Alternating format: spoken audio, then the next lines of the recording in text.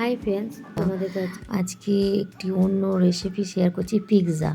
দেখো, প্রথম লেয়ারে মিউনিস দিয়ে ভালোভাবে মিউনিস দিয়ে দিয়েছি, তারপরে দ্বিতীয় লেয়ারে মিউনিস দিয়ে বসিয়ে দিয়েছি, তারপরে আবার উপরে মিউনিস দিয়ে নিচ্ছি, তারপরে এর উপরে দিচ্ছি পিৎজা সস।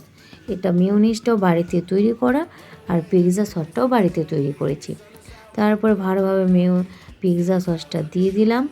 তারপরে এদিকে চিকেনটা আগে রান্না করে নিয়েছিলাম, সব কিছু একটু মশলা দিয়ে কষিয়ে নিয়েছি। তারপরে চিকেনগুলো এক এক করে দিয়ে দিলাম।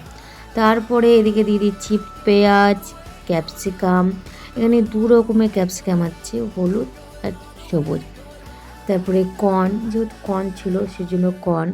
তারপরে এখন যে পেঁয়াজ কলি বা রসুনের কলি, তো এখানে সামান্য পরিমাণ, একটু সামান্য পেঁয়াজ কলি আর একটু সামান্য রসুনের কলিটাও দিয়ে দিচ্ছি।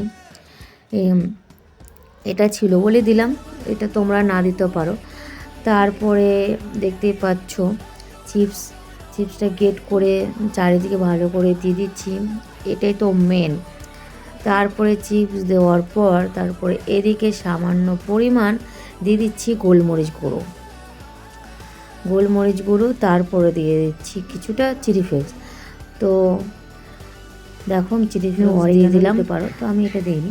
তো আধ ঘন্টা মতো স্টিম হতে বসিয়ে দিলাম। তো তোমরা বাড়িতে ট্রাই করে দেখতে পারো, সত্যি খেতে না খুব খুব সুন্দর। আমি এর আগে একটা কিনে খেয়েছি, তো এটা বাড়ি থেকে তৈরি করলাম। কেনার থেকে এটা আমি তো পিৎজা খাওয়া ছেড়ে দিয়েছিলাম, এত সুন্দর টেস্টি হয়েছে। তো খুব সুন্দর হয়েছে, দেখতেই পেলে তোমরা। কেটে